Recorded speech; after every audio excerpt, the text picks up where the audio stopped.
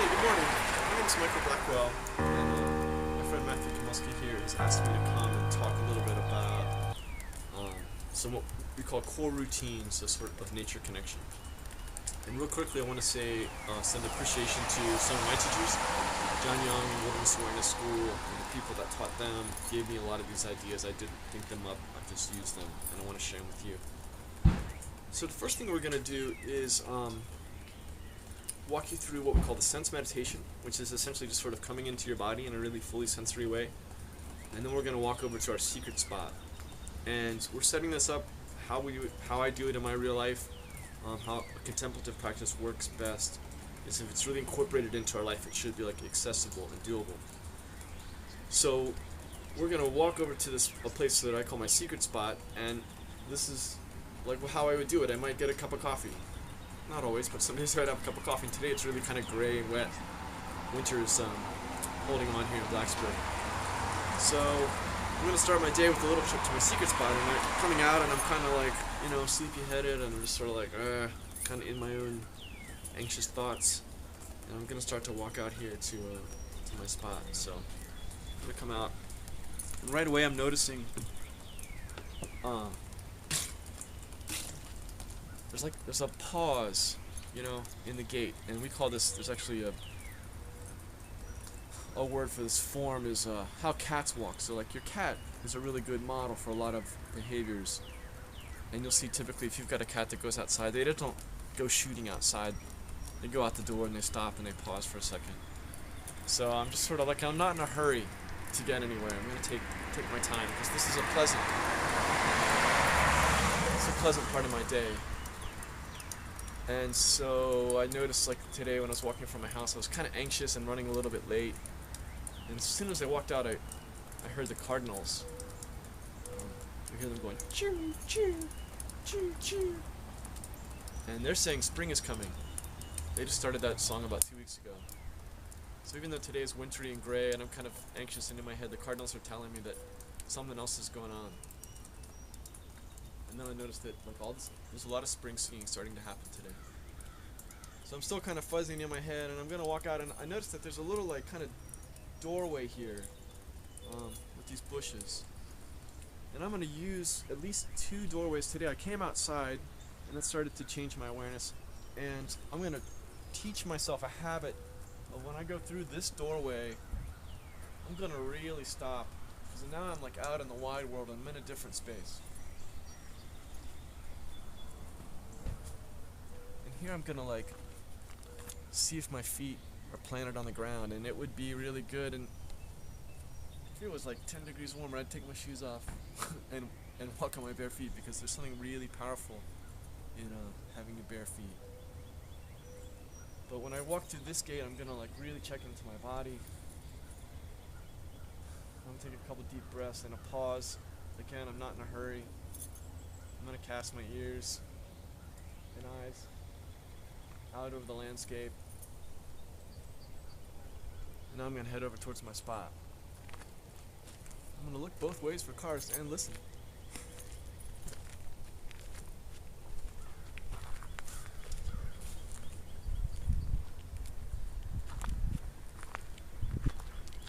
Alright, and here I might start. I'm actually going to use a gate that we call a fox walk.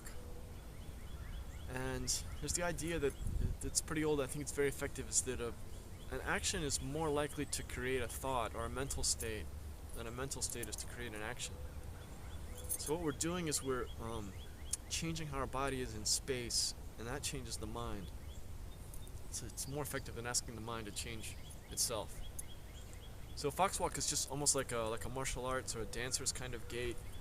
It has a front, you land on the front ball of your feet and then rock back, and I'll just do that, and that starts to change how I walk and also changes my attention pattern.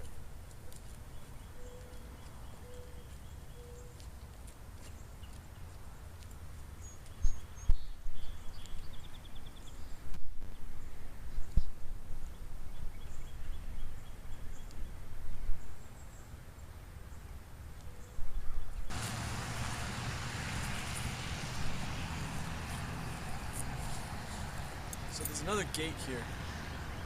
It's sort of, it's literally a gate. there's this kind of archway. So I'm going to go through this other arch, and every time when I come through here, I'm going to like reconnect to my body. And you'll see that gentle gait causes a much... Yeah, that little guy.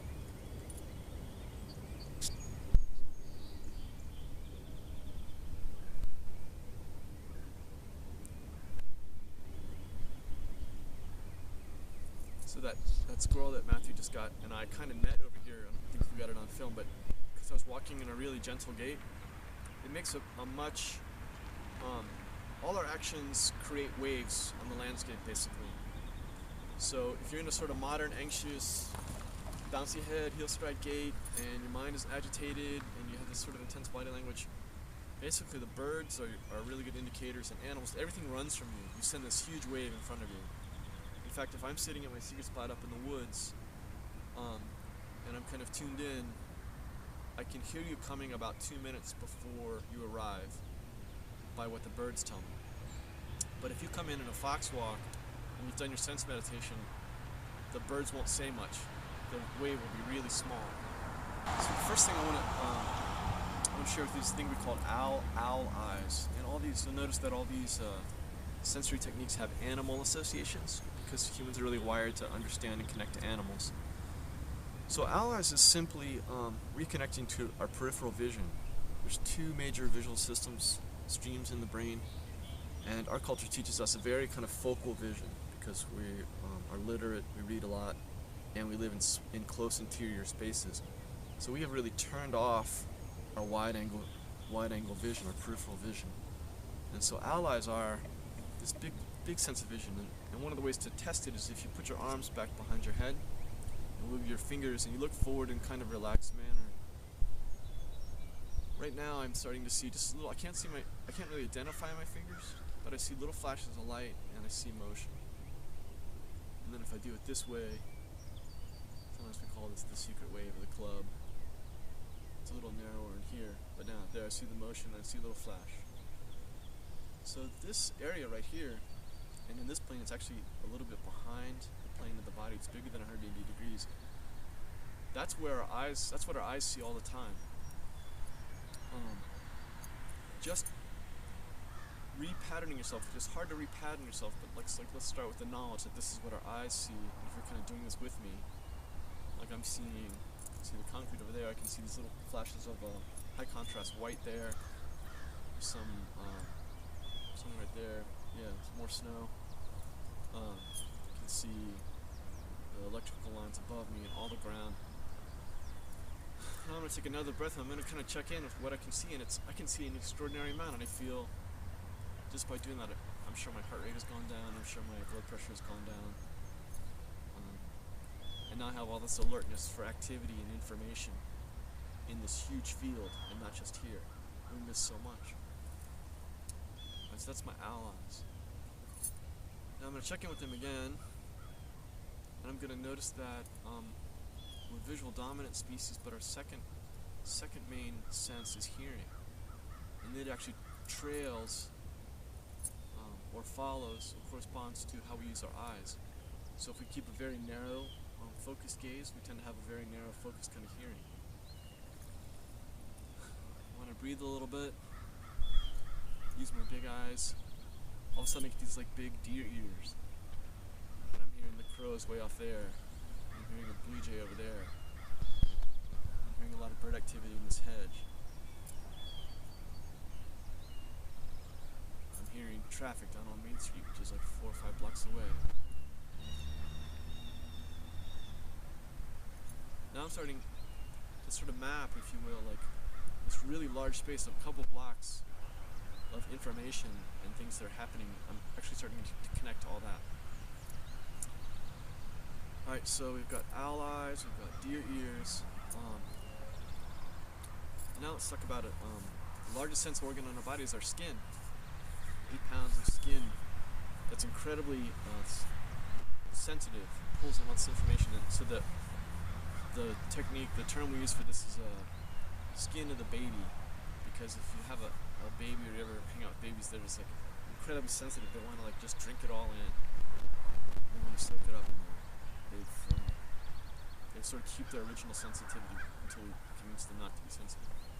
So you have skin of the baby, and you might check in with like your clothes. We've got a couple pounds of clothes going on, and today it's cold. So I realized my hands feel kind of cold. And now that I'm talking to you, I took a shower this morning. The back of my head is wet, and it's kind of cold. My ears are a little chilly. I notice I've got like some tension in my lower back. Faces are really sensitive, so I'm getting a lot of getting this kind of cool fog thing feeling on my face.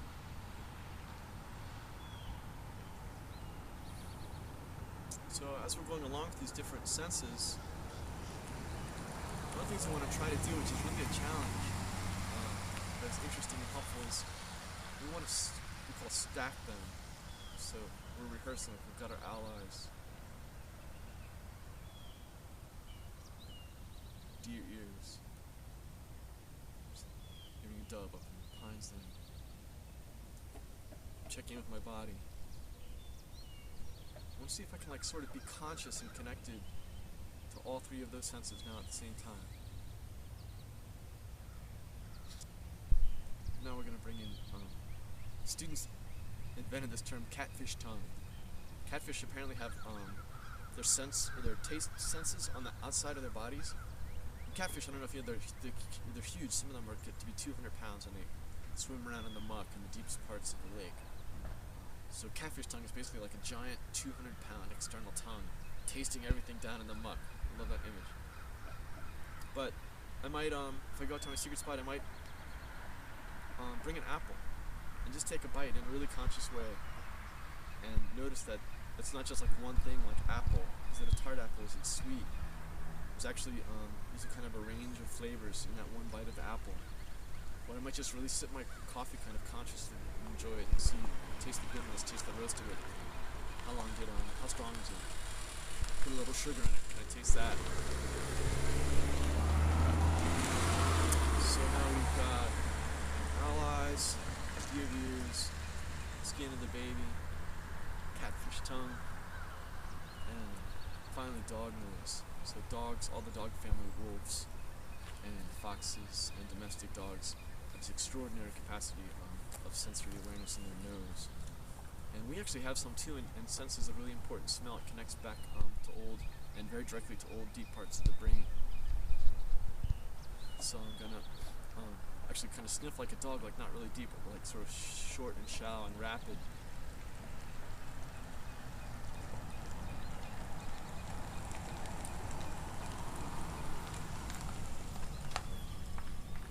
Going to be able to smell. Yeah, it's cold and damp today and dreary, but I can smell the earth. And it reminds me of like being a kid. Can you remember playing in the earth? And it's a moist, humid day, so there's actually lots of great smell information in the environment. So that's all it is. It's deceptively simple. I've had students tell me year after year, and it's very hard to repattern from our old patterns because we're very unconscious of them. But if you check into your five senses, it'll powerfully change your life. Like sitting here just on this street corner, we've been talking for 5 or 7 minutes. It's a really different experience than it was 7 minutes ago. The cars that go by are extraordinarily loud. And when I first started this, I was unconscious of them. I didn't even notice them. Some people have walked by. Some birds are here. My body feels totally different because I'm now connected to it. So simple, but really powerful.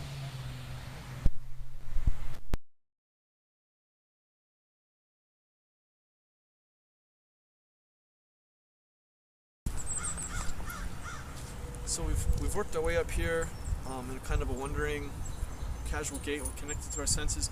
If you look back that way, there's the gate where we saw the bird poop and the deer tracks. It's about, maybe it's 100 yards. It's probably 1 or 2 minute, it's a 1 minute walk, or 30-second walk if you're going fast. It's maybe a 4-minute ramble if you kind of do what we just did. And now I'm at my secret spot, and it's really close to my house, okay? I'm not going to Glacier Park to try to get my secret spot, 4 days a year. I'm going to come out here once or twice a day. I want to see the sun come up and go down from here in every season of the year. And I want to be here sometimes at night, and I want to be here in the heat of the day at noon. And I want to get to know this place year after year after year, so that the template of life starts to become my template. That the outside information, our information diet, if you will, informs us. It really helps make who we are. So a secret spot is a way to make sure that every day I'm kind of getting away from the junk food of modern life. I'm going to give myself like some high fiber nourishment. And so this is going to be my spot. I love to lean up against a tree at my secret spot at home. I've been going there for 16 years. I try to go every day. I don't always make it, but it's like my place, you know. When I'm sad or grieving or happy, I'll go out there and sit by my tree and meditate or pray or play or do all kinds of stuff. Just wander around. So this could be my anchor point, and then like this whole field and those bushes over there by the apartment buildings, those are going to be the places that I'm going to explore. And maybe a goal is like 100 pace radius from this point is my whole area, but this is the center of it. And I'm just going to sit here day after day in every season and every time of the day, and get to know this one place really well. And after a while, you start to realize that the place gets to know you too.